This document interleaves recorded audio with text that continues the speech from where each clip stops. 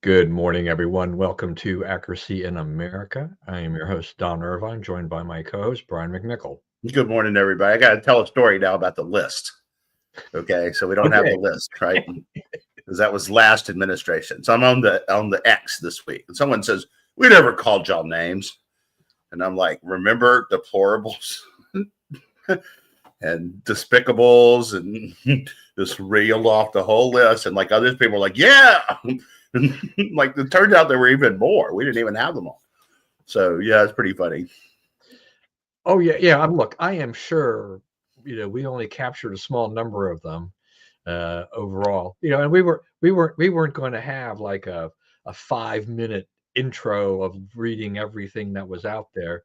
We picked off some of the better ones that seemed to have kind of kept getting repeated over and over and over on almost a daily basis. So I think our list was a nice little shorthand list of things just to show the liberals, just to show others exactly what they are, and going back to Michelle Obama, when they go low, we go high. Well, look at the list, lady. Yeah.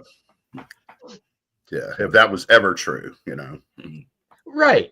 I mean, the minute she uttered that, it was already a lie. Right.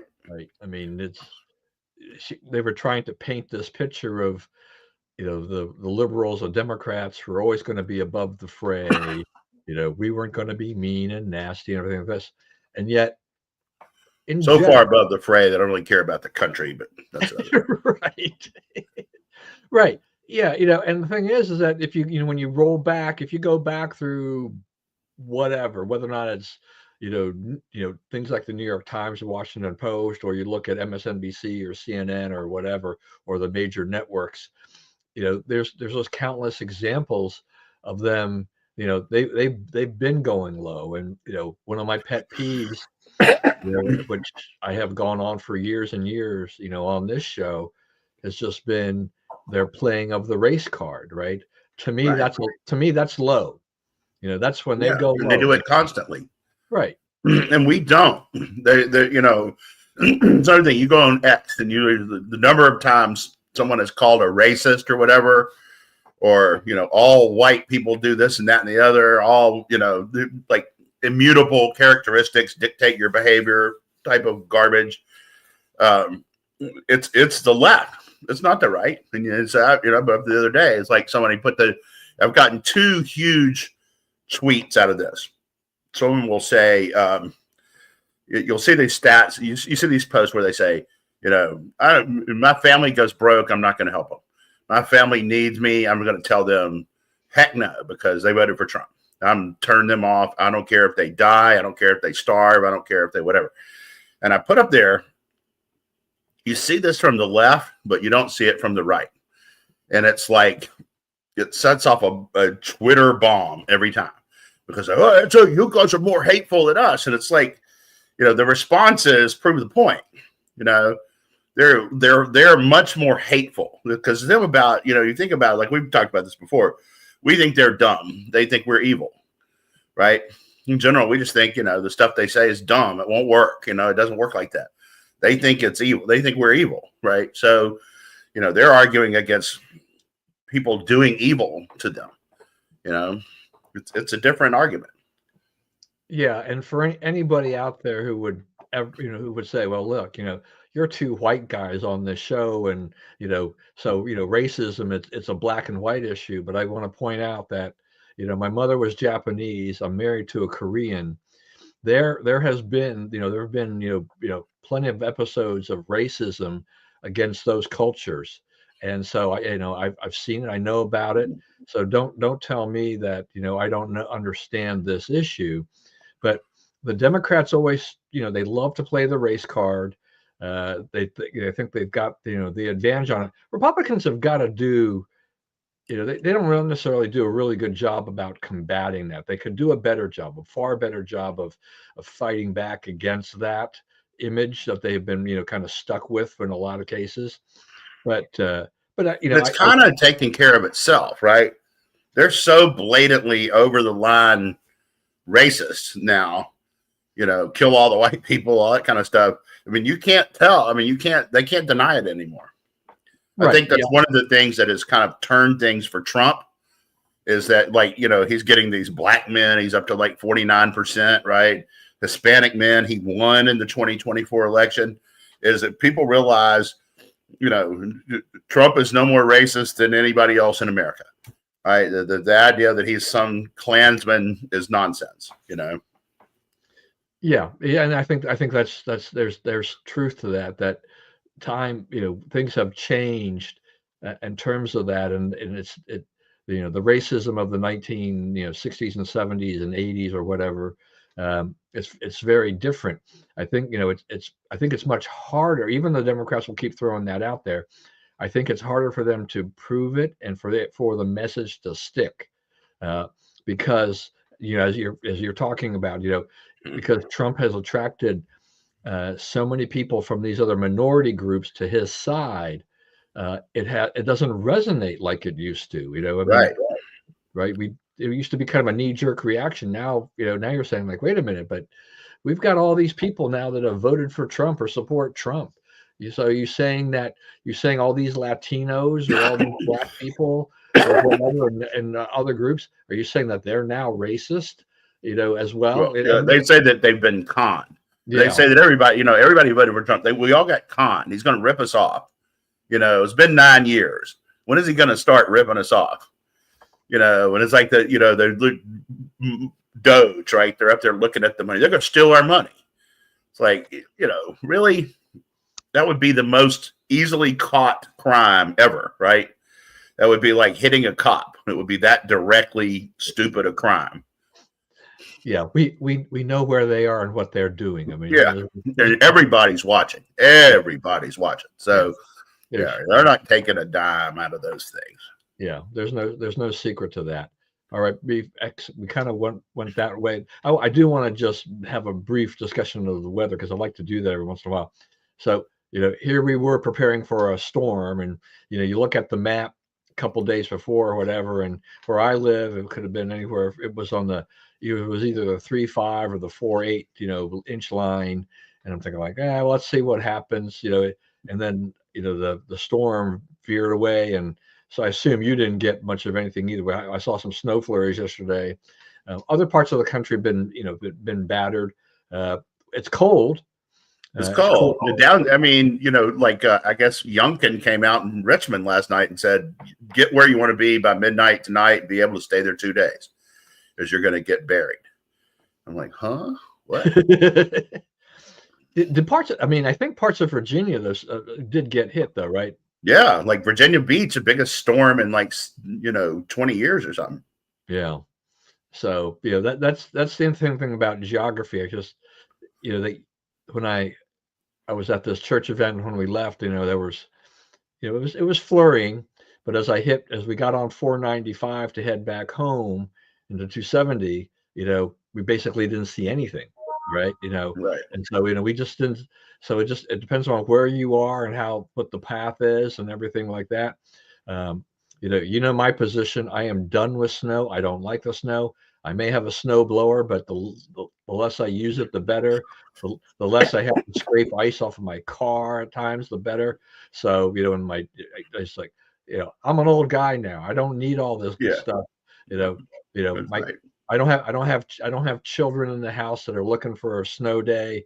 Let's have some. I'm okay. I live here partially because we also have the 4 seasons, and that's fine. I'm fine with the 4 seasons. I'm kind of like the 4 seasons minus snow and ice. I'm even happier. And a little for a short time, a day or so takes. You sit home, you cook, you have fun. Yeah. But it's been a hassle here, especially that coupled with the cold. Because it's been a really cold winter here too. For a long time now. I mean, it snowed here like the 3rd or 4th of January. None of it melted for a month, right? And then it sort of melted, and then we got another one, and now it's still melting. Not a lot of melting going on today because it's in the low 20s. Yeah, So I guess the weather will get better. I'll be out of town next week, and with my luck, while I'm out of town, It'll be warmer here than where I'll be. We're supposed to be in the mid 50s at some point next week. Yeah, well, I see, and I hate, and I basically, one of the things I hate is traveling at a time of the year where you leave a cold climate and go to a warmer climate, right? Oh, Because I then like that one. well, I like the fact that I'm going to a warmer climate. The problem is that if I'm leaving something that's really cold, what do I wear when I Right. depart? Like the heavy jacket that I won't need when I get there. You're like, That's right. if I go from here to Arizona, I'm like, it's going to be 60 or 70 degrees at this time of the year, whatever it is. It's like, well, I don't need the big heavy coat, and so that kind, I don't like that. So, But the medium one, you might, because like it yeah, gets cold there at night. right. It cools off at night, and so you need something at night. Don't think about Arizona being like this desert climate 24/7, because it is not. It is not. It is not at all. But I'm like, oh yeah, Utah. And the weather there it's slightly variable. I mean, it's still cold. I mean, Utah will get snow into June at times, depending upon what's going on there. So Salt Lake City is the coldest city in the NBA that has an NBA team. Yeah. There you go. Maybe not as easy to attract people to play there unless they're getting paid the cheddar there, because it's just that's right. It's cold. Yeah, it gets and we've had as you alluded to. I mean, it has been cold, and it has been colder than it has been in years for an extended period of time. We've had overall lately it's been relatively mild. I mean, we've had 60, 70 degree days quite often over the last few years, and we haven't had quite as many of those. We've had a lot of 20 degree weather or below. We've had some single digit weather. It's bone chilling cold. I noticed that people on Nextdoor, and I guess some people on Facebook too, in the area here were complaining about their utility bills. And I'm assuming that they were complaining because they were running electric heat. They're talking about bills that were basically tripling from the 200s to the 600s, some even to the 800s and things like that. And they're just so that they take to a public forum in essence to say what's going on there. Because the first anytime something goes up like that, we didn't we didn't do anything different. Look at there. Yeah. We didn't. That's the other thing. It's like people don't think it gets cold. Somebody told me that I didn't realize it ever got cold in Louisiana. It's like it's very cold in Louisiana. It is right now. Yeah.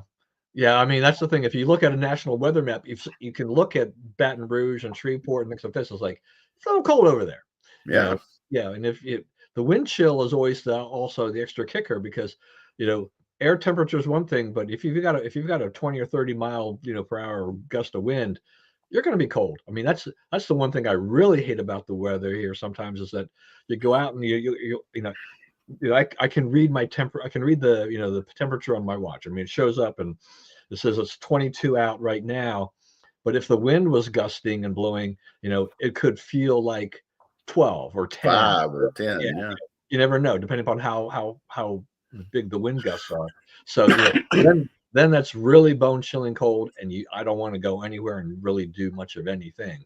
So but I don't know. I mean, I think part of the thing there too, I think, is with these utility bills, then kind of this knee-jerk reaction by these people, particularly here in Montgomery County, is just that they're blaming the utility company. They're price gouging, they're jacking up our rates. It's like, if you're on electric heat, I was on electric heat for the first almost 20 years of my marriage, because we had a heat pump, and you have to, in order to get relatively comfortable, that heat pump was just not very good. I know heat pumps have improved, but I think that's a culprit in a lot of cases. When it gets really cold, when you have a lot of cold air, they're not designed to operate in extreme cold weather, and so this creates a problem where you crank up the heat a little bit and then try to crank up. You're trying to get some more heat in the house, and the next thing you know, you've got a very large bill.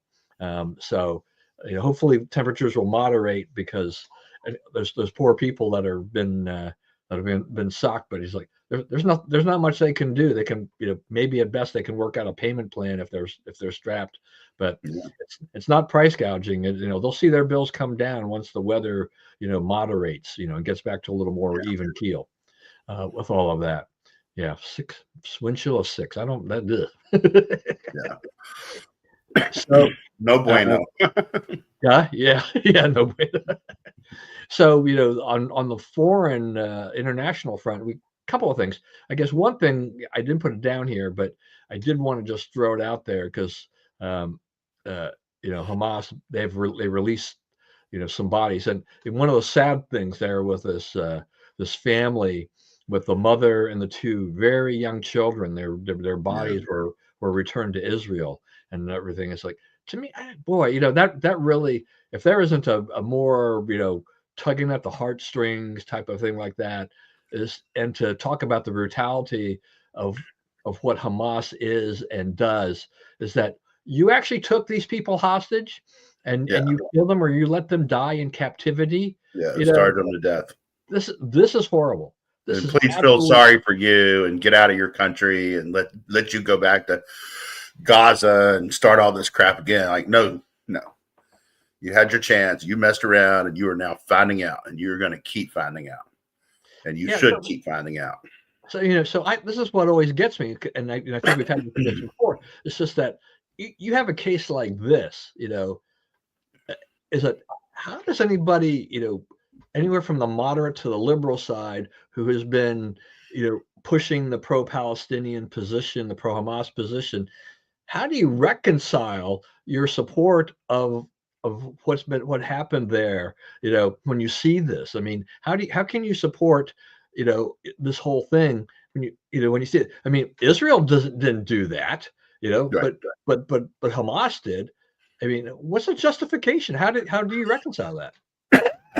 So, one thing is, like, they're all over Trump now for saying that Ukraine started the war. Well, Ukraine had some off ramps to stay out of the war that it did not take. So Ukraine did not fire the first shot, but there's not zero validity to what Trump said, right? Well, this is kind of like that. This is different from that, though, because you think about Palestinians. There's no pretext, right? They're bombing Israel. Israel's defending their thing. They say we're going for the big kill, and they do October 7th. And then Israel says we've had enough. I mean, that's the progression of this, right? So now, I think what Trump is doing is he's making sure that wherever Hamas alights, right? It's not Gaza, and they're not in charge of Gaza, and Gaza is not the people who want to shoot rockets at Israel every day. It's going to be different people. Like, didn't have to be this way, but you guys wanted to mess around, and now you can go find your way somewhere else. Yeah, you're not sitting right outside of Israel making trouble anymore. It's over. Yeah, well, and though they will continue to maintain the upper hand to a degree as long as they have hostages or hostage bodies that Israel wants back. They're going to try to use that leverage as long as they can. And that's why we kind of see these dribs and drabs. But the stories, and you see the pictures of these hostages, even the ones coming out alive, of the shape that they're in. They're starved. They're made to lay down in a tunnel for days and days on end, fed rarely, usually like rotten food, share one rotten pita, Yeah. I mean, they were insanely cruel to these people. They did not treat them well at all because it was driven by racial hatred. So what these people who support Palestinians are saying is that their expression of racial hatred, and that's all it is legitimate. It's okay to attack another country because of racial hatred for the people who live in that country. That is what the left is defending.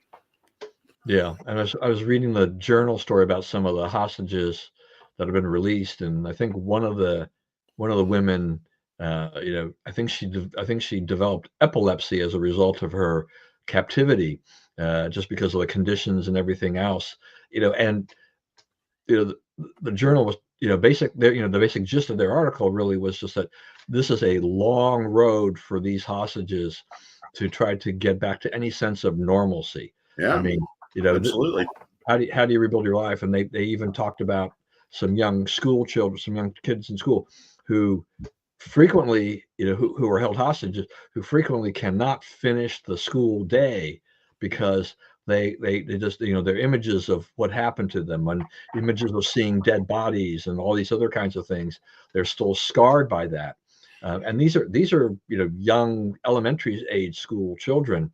You know, they have got this. This is going to be something that is going to be very hard for them to overcome as a result of, you know, and it's just that, you know, extreme harsh treatment that the Palestinians, the Hamas, you know, laid upon them that have created this, and you know, which is a very, very unfortunate situation.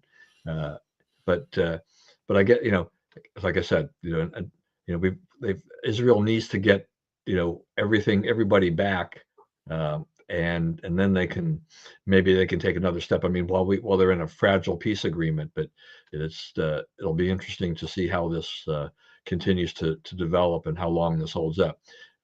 You mentioned Zelensky, and you know, Trump is always Trump, you know, and I think that's an interesting point about the offerings.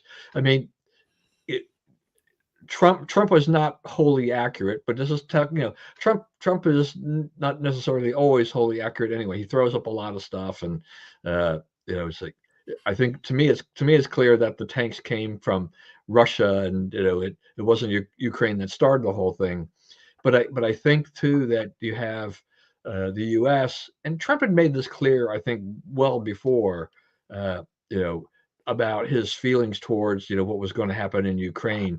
You know, he wanted to end this thing, and he was not in favor of us continuing to pour money there, which that side of the, you know, Republican Party, you know, that has been gaining steam over time, right? You know, Right. I think we really had initially when this war broke out, when, you know, and all these things happened, which has been almost 3 years now, Right. that, you know, I think, you know, Be 3 years. What, Saturday? yeah, I think that's right. Yeah. So it's just a few days away, and you have the situation where, you know, America just is saying, how long does this have to go on? How much money does this, you know, will this take to end this? Well, the other part is like these guys are all, you know, and the internet's going nuts. The Democrats are, they sold us out. He's Putin's stooge. He's Putin's poodle. All this stuff. It's like, okay, the peace deal will have to be reached with Putin, right?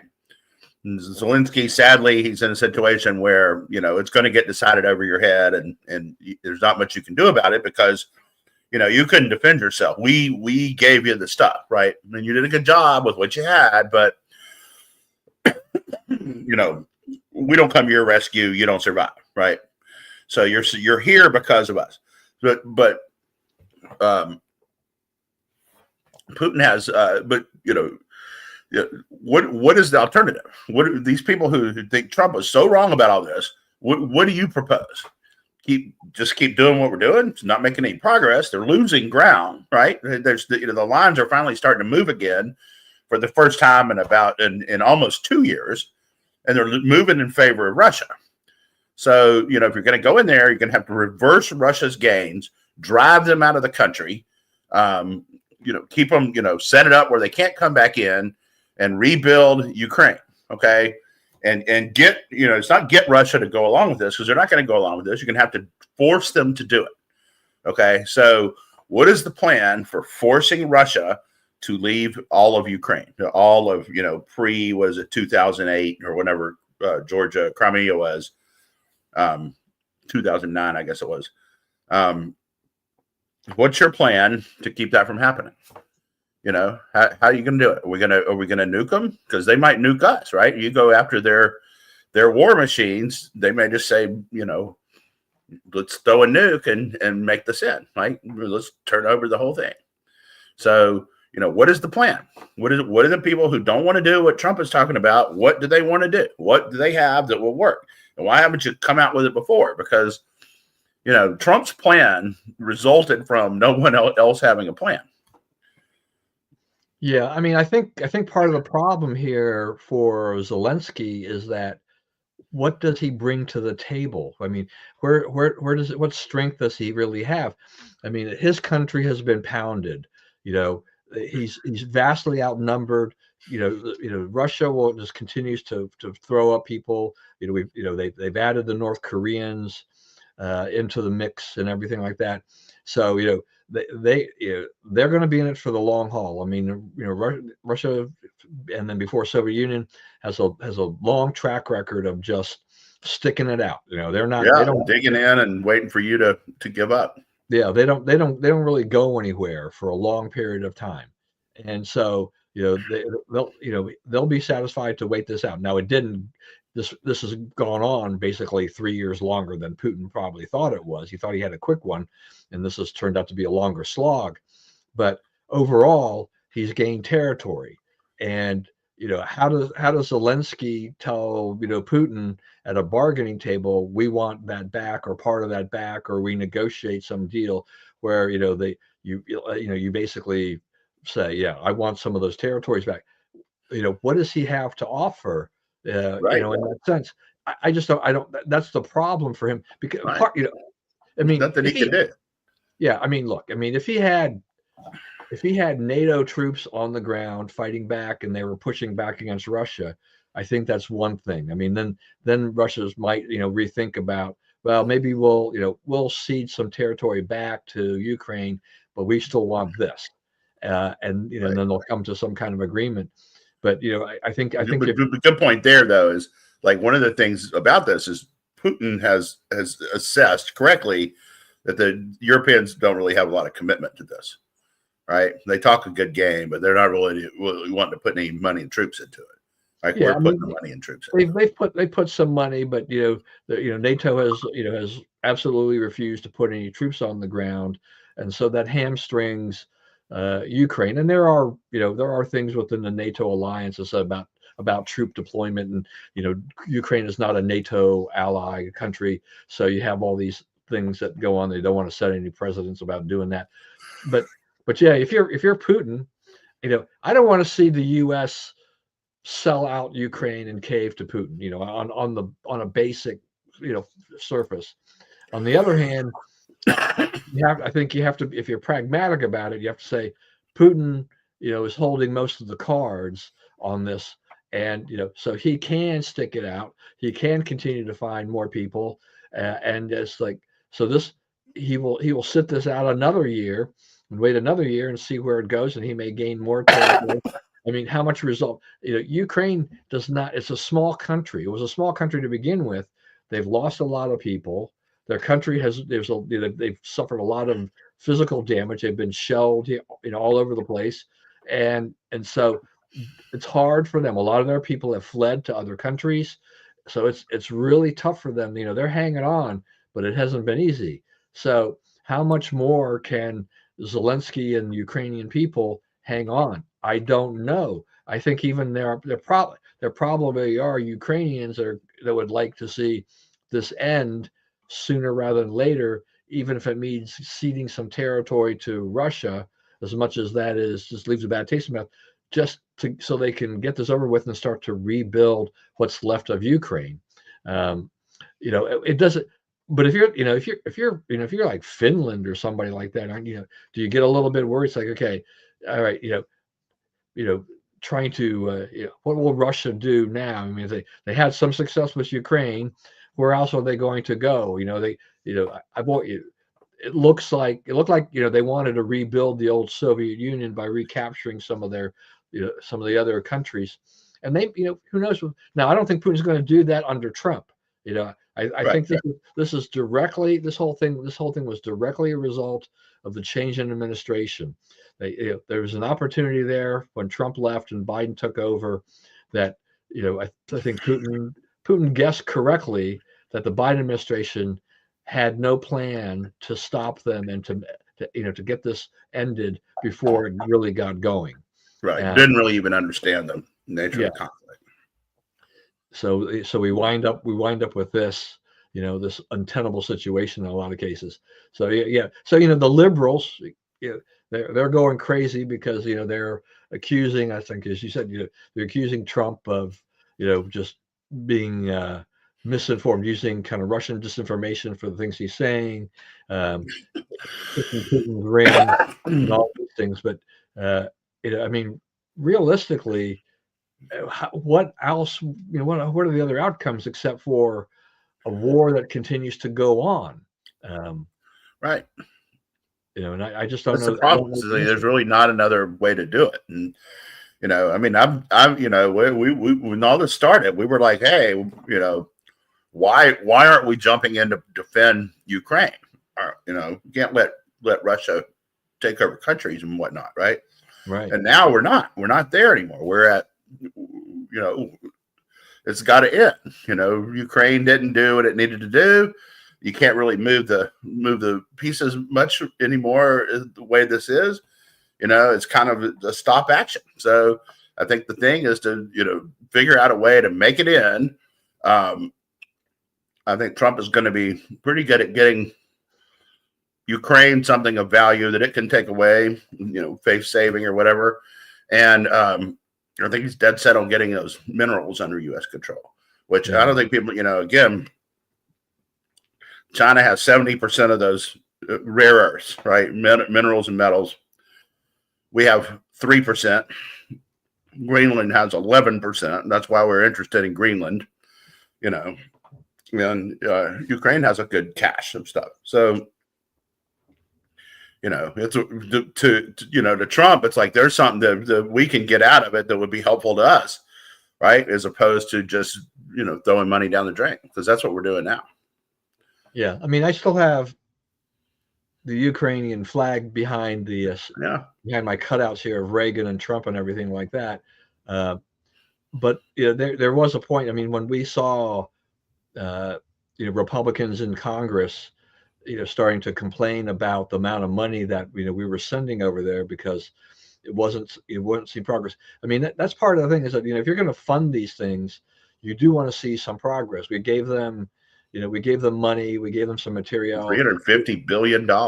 Yeah, we've forked out a decent slug of money, but it's just really unfortunately gone backwards for Ukraine, by and all of this, and what the other countries have thrown in has just it's been there to kind of stanch the bleeding a little bit, but it hasn't prevented it.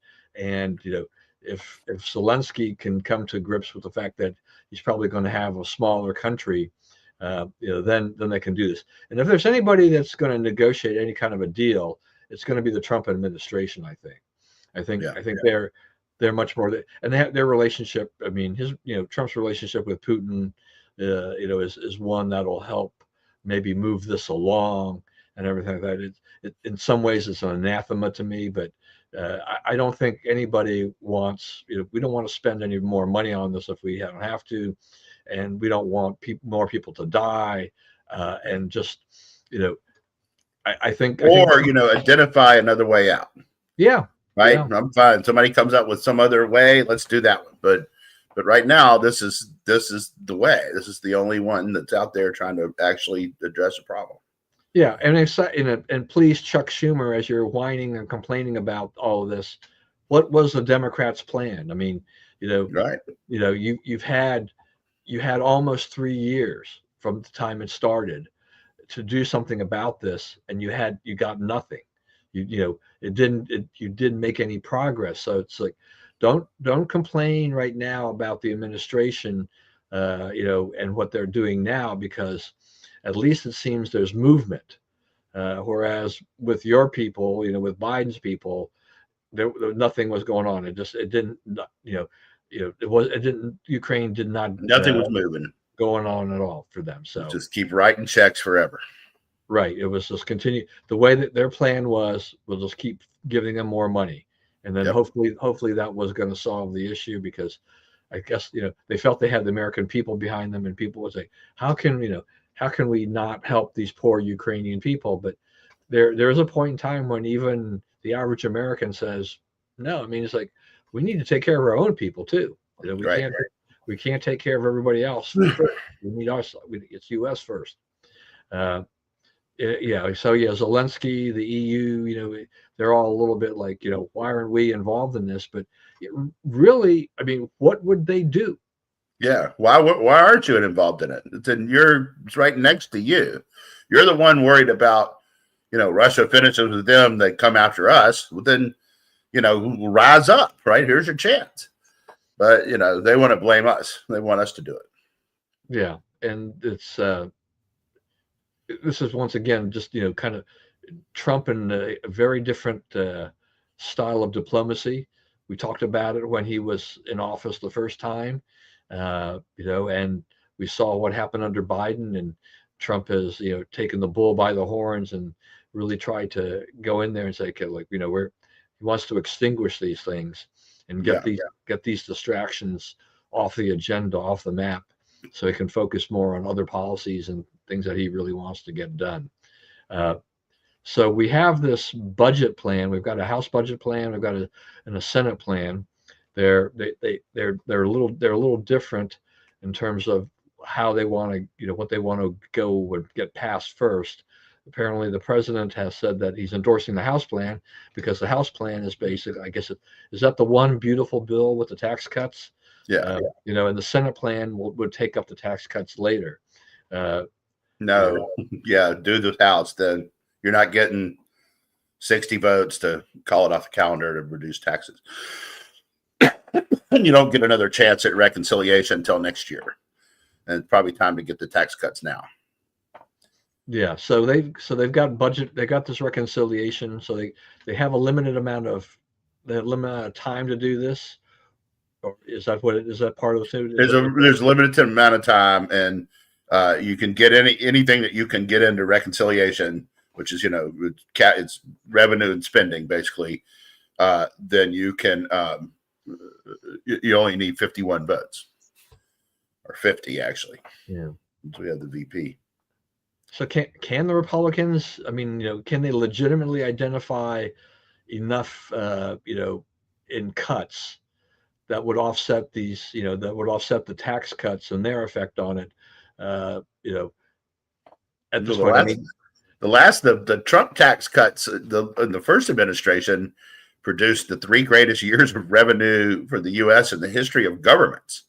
I mean, we made enormous amounts of money off the tax cuts because people repatriated billions and billions of dollars and spent because you had lower depreciation, you had lower corporate rates, all that stuff. The companies were spending and hiring and buying equipment and all this kind of stuff and pumping up the economy. And as a result of the tax breaks, and people have more to spend because they have that additional money. And and it wasn't a matter of covering the cost. They more than covered the cost.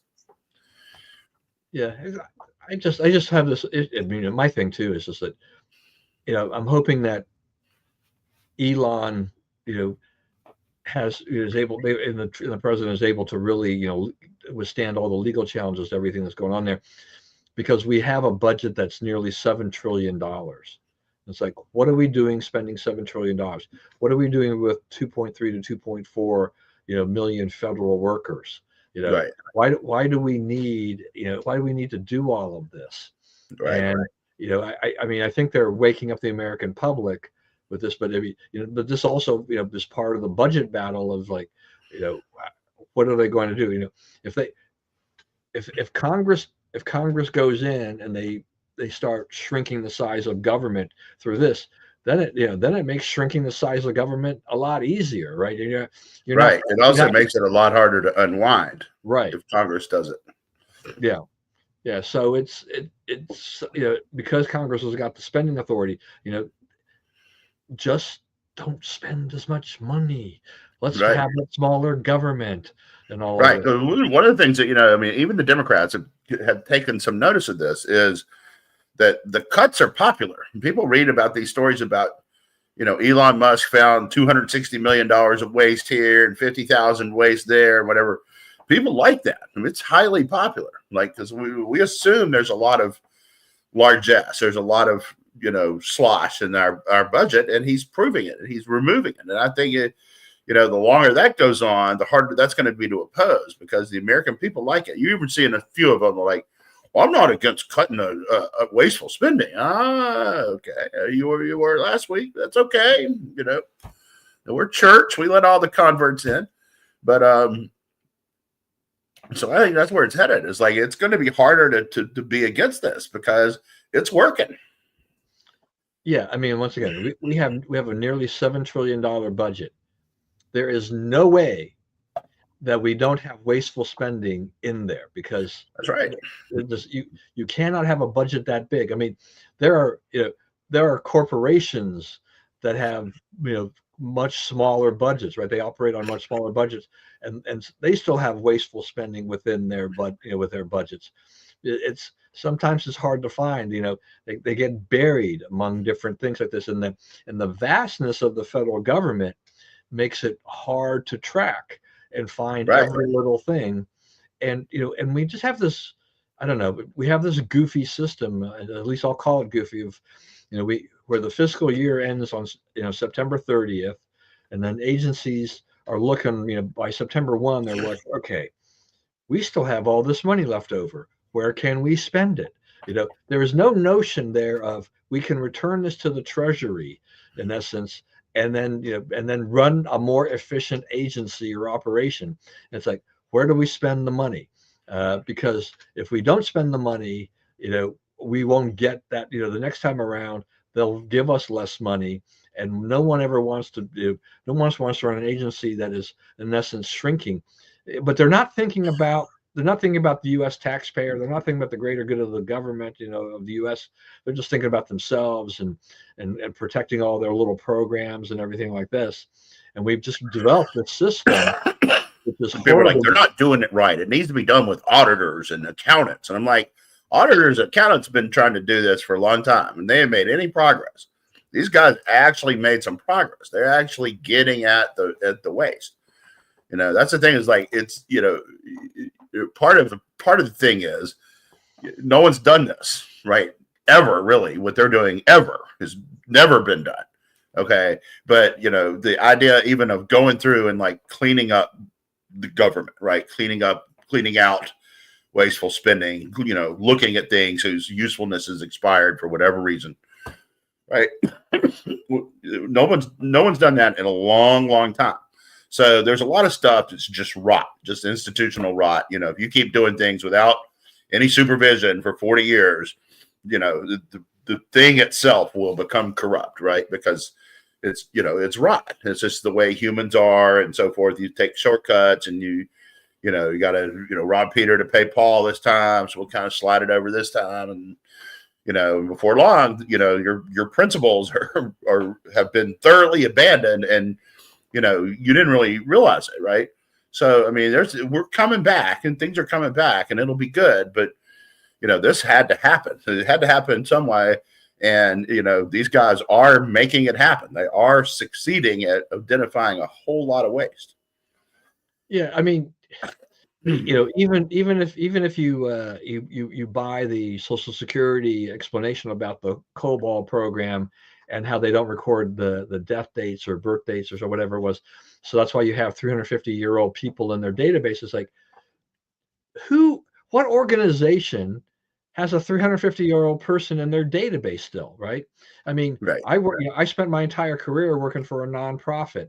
You've been affiliated with nonprofits too. It's like when people die, you X them out. You basically will delete them, from your database, because they're not going to donate anymore unless unless their state is donating.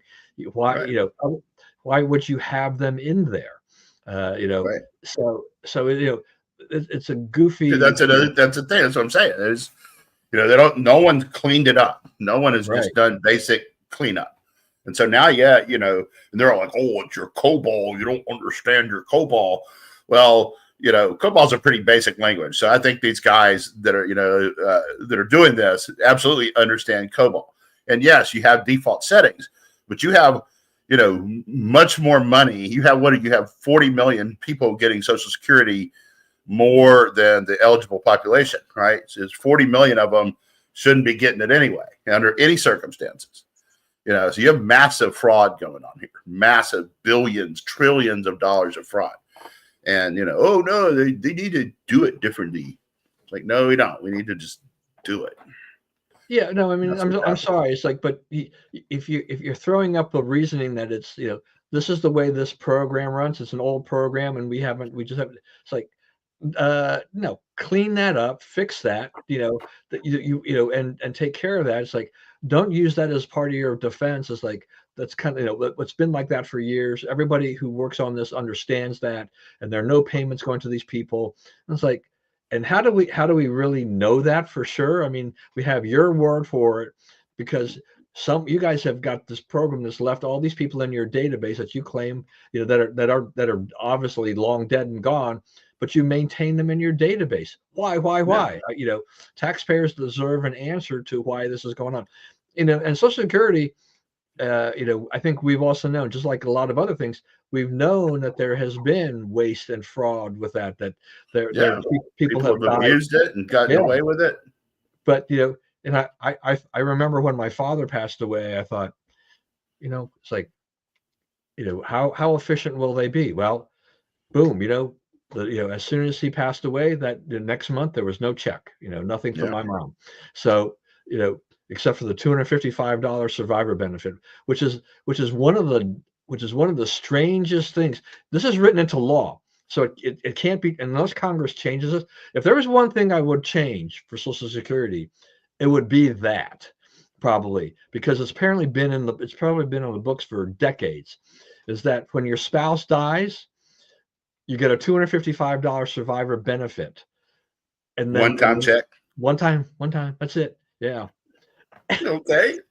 And it's like, maybe when it was written, maybe when it was first passed, it was, That a was decent, that little was the payment. right amount.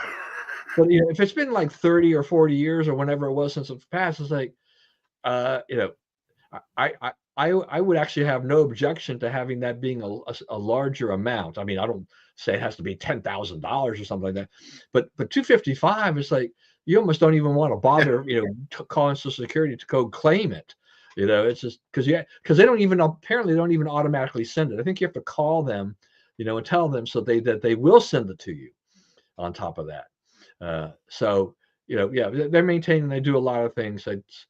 Well, I, my wife will start experiencing Social Security when I think she gets the claim by the end of the year. So that'll be kind of interesting to Mhm. see how this process goes from that time forward, and all of that, because it you know hopefully she lives, we live long enough to reclaim what we paid into the system. But we might not. It's that's part of that whole actuarial the game of, if you live longer than if you live to 97 like my mom, you've definitely collected, a lot more than the system. My father had paid into the system, uh because he collected some while he was alive. And so, there was a good long period of Social Security coming to them. But then there are other people who don't collect as long. uh, Right. but yeah, it's going to be, I don't know. I told you before, we're already on Medicare, so we're creeping towards Social Security. I'm not necessarily going hoorah about this. It's just, I get, for example, here's my soapbox for today, part of it at least. So the Center for Medicaid Services, Medicare Services, so they send you these, uh, explanation of benefits. And you probably, if you have, anybody who has health insurance normally gets something like that, either physically or electronically, to say from the insurance company, here's what the doctor charged, here's what the health insurance plan paid, here's what you may owe, based on your deductible or whatever, things like this. Well, with the, Medicare, at least for us, these statements come quarterly. So I have no idea what's going on basically until like for 3 months. They send me a message like, okay, new claim forms or whatever explanations are available. And I'm looking back and I'm thinking like, okay, so they don't cover as much as my former insurance plan covers. Am I going to get hit by the insurance, by the, doctor when next time I go see them? Next time I know I owe them all this money that I wasn't expecting. Whereas when I was visiting them, they were kind of like their attitude. Doctors were like, yeah, you're okay. Medicare's covering you. And then you see this and you're like, well, Medicare didn't cover it all. And they say I may owe this amount of money. It's not really clear where I stand yet with that. Yeah. And so, and because these are for, these are for visits back in from November to January. It's like, okay, thank you for just letting me know now. At least under, when I had, Blue Cross or Care First, these things would come within weeks of having the treatment or whatever the visits, right? So you kind of knew where the heck you were going with everything. But with Medicare, apparently, they like to kind of keep you in the dark a little bit before they send these out. Maybe if I went online, maybe I'd find out online a lot quicker. I don't know. Maybe that's part of the issue. But not everybody goes online to look up all that. Right, especially that group. Yeah, I mean, that's not the group that normally would just be sitting there going like checking all their medical bills online and doing all that stuff. So, yeah, I don't know. So part of, so we have this. So I don't know. Yeah, I don't know which plan will wind up getting passed. So obviously, Trump is putting some weight behind the House plan. But yeah, they've put it. I don't know how much longer they've got to fix this. But I mean, we control the House fairly, and we have the Senate.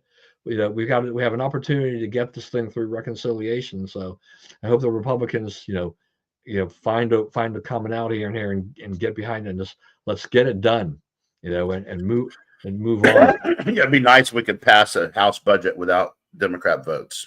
Yes, yeah. So you don't have to give them nonsense to get them on. We don't want to owe them anything. Yeah. All right. So now we also have the potential of a DOGE dividend. Which is funny, but it's like, no, please, No, solve the problem. I said the same thing like George Bush and his $400 checks he sent.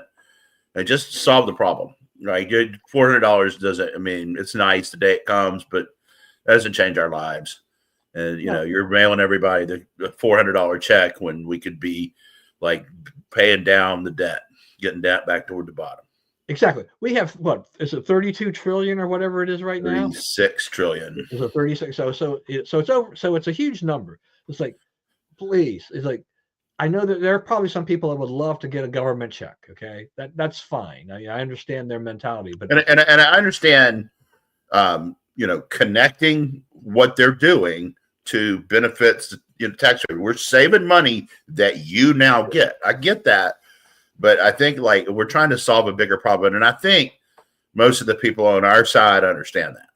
Yeah, it's much better when it's much better like what a lot of states have done over throughout the decades or whatever, where when they run up a large surplus, they take part of that surplus and they rebate it back to the taxpayers in that state. Okay, right. You have a surplus. You can take, if you're financially, fiscally responsible, I don't have any problem taking part of that money and giving it back to the taxpayers. Yeah, right? Surplus is not always the wrong answer, but it is here, I think. Yeah, but here we don't have a surplus. We don't have a budget surplus, and the national debt is huge. So it's like, do not. And the Democrats are right that those numbers look big, but in the context of Washington spending, they're not really big. Right. So like if we want to achieve big numbers, then don't be writing people stupid checks. Yeah. I mean, there's some shock value with what, this 4.7 trillion in untraceable treasury payments. That's also sloppiness on part of the people who are working there to not code it or many of those could be completely legit payments. Yeah. The paperwork just wasn't done. Right. So those are things that, I mean, at least we're aware of that. We got, Scott Bessent, got to clean that up, find out what happened there and make sure that doesn't happen again, that type of a thing like that. So, I think those things are much better. I am trying to sort out all these government, layoffs and firings because it's going, there's various things that are happening, all over the country. People here are being laid off. People here are being laid off. You see the thing about all the Washington houses that are now for sale. Like the Yeah, real I don't estate know. market around here has just gone berserk. Yeah, I don't know. People said that. I saw there was a meme about that, but I wasn't sure about the accuracy of that necessarily. Yeah, and you know, anytime administration changes, especially from Democrat to Republican or vice versa, a lot of people move anyway, right? Yeah, A lot of right. people just like, and it's not. And people think, oh, okay, it's people inside the government. You know, they fire all the former ones and hire all new ones, but it's also like the trade associations and all that. They want, you know, if you're a trade association in DC right now, you don't want, you know, far left Democrats running your thing. You're not going to make any headway with the administration. So they will fire those guys and they'll hire Republicans. Yeah, I just wasn't clear whether or not, you know, by firing the probationary employees and some others, whether or not they really had looked deeply in terms of what the roles are of those people and what the effect of letting them go was going to be in some cases. So I think I can understand Musk and Trump wanting to show cost. We're laying off all these people. We're going to cut the size of government. I'm all for that, but you know, you can't do it willy-nilly either. I mean, you may go a little bit too far one way, and like all of a sudden it's like, oh, wait a minute, we don't have the people to actually run even on a skeletal level some things. You have to kind of do. I mean, we know governments, there's too many people, particularly in middle management. You know, and that's right. And you know, and the approach they're taking, you're going to make some mistakes. You're going to fire some people that you need to hire back, and they're doing that. And that, to me, that's okay. It's like, let's catch ourselves overdoing it from time to time and go back and fix it, as opposed to the last 50 years when we've just let it slide.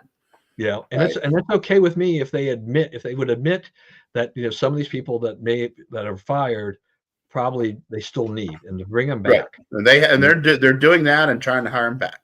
Yeah. There's a few agencies already. Yeah, so we need to do that. And lastly, I guess before I'll let you close off here too, so saw this new executive order with Trump banning the government benefits to illegals, and so this is something that's long overdue, probably, right? Okay. No more. Say what? Say that again. I was trying to get no more government benefits to illegals. Yeah, I didn't, and people are like, oh, they weren't already getting it. Yeah, they were. They were getting it. And you could get waivers, like once you had made your contact with asylum people, then that you were eligible for certain benefits, right? And like I know, like the hospitals in border states are decimated by this because you have to treat these people and you don't get any money for it. So, and it's like, we're telling you, you're not going to get any money. You should send them away because you're not going to get any money. Because we don't want to make it easy to do this anymore. We've done that for 40 years, and we've really paid a hard price. Yeah, I mean, doesn't that kind of also lessen the attractiveness of trying to cross the border? But exactly, that's the whole point, right? If they're not going to get benefits, or like, okay, well, what are we going to do? How are we going to make this thing work? So right, yeah. So I'm hoping that also will start to stem the flow too, because there's no golden pot, of money here for you, waiting for you once you qualify under the old regulations or whatever. So anyway, all right, we've reached the end of the show thereabouts. Brian, take us out. So obviously Trump's plan is to get Europe to stand up and be the take up for Ukraine. I want to throw that one in there. MSNBC wants to end President's Day. Okay, so there's a lot of they're making these things. I don't know if you saw that clip. Okay, it came from Libs of TikTok, right?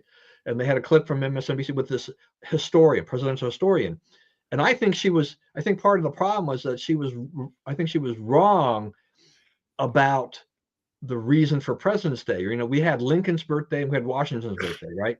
In essence, the President's Day was a way to merge the two into one, right? Right. And so she extrapolated that. She put that out to, we've had some bad presidents, and so we probably shouldn't be honoring them. And her target was obviously Trump. Of course. Let's see. What else was down here? Trump killed the New York City congestion pricing. The funniest thing is the people in New York, we're organizing a protest right now to restore congestion pricing. It's like, good job. Go for that one, buddy. You're sure to go far in this business. Yeah, they're getting off getting on Trump about, went to the Daytona 500, drove the beast around the track, is the pace car, which I thought was great. It's like every little thing now. It's like, it's $5 million to do that. Like wherever he was going to be, it was going to be $5 million. He's still, and they're like their golf tracker. It's like Trump's golfed on 27% of the days he's been president. Biden was on vacation for 42% of his term. So to me, that's absurd. And once it warms up here, Trump won't keep going to Mar-a-Lago to golf. The only reason he's going down there is because it's freezing here, right? Once it's not freezing here, he'll just go to Sterling on Saturday mornings like he usually does. Yeah. So, I mean, it's one thing after another. And, one interesting thing in the polls is his approval rating has not declined, but his disapproval rating has gone up a little bit because the Democrats are getting madder and madder and madder. But it's because he's doing what he said he would do. Yep. All right. Thank you for that. I'm sure you're happy that we're getting into spring training. I sure am. Yeah. Another year of heartbreak ahead. Yeah, you never know. Yeah, you never know. I mean, injuries, all kinds of things. They 162 game season. That's a long slog. That's a long slog. A lot can happen, but the boys of summer are coming back. Yeah, it symbolizes warmth. Yeah, that's right. All right, everybody. Hope you enjoyed our rants and comments and whatever else today. And so please, as always, stay safe and stay well. Remember, we live in the greatest country in the world, and do not let anyone tell you otherwise. And as always, God bless America. And we will hopefully see you again next week. I'll have to post exactly what we're doing because I will be traveling, and I'm not quite sure exactly where I'll find a station to sit down and do this, but I'm going to make every effort to get this pulled off by Thursday-ish. We'll see. All right. We'll see you then. Have a good one.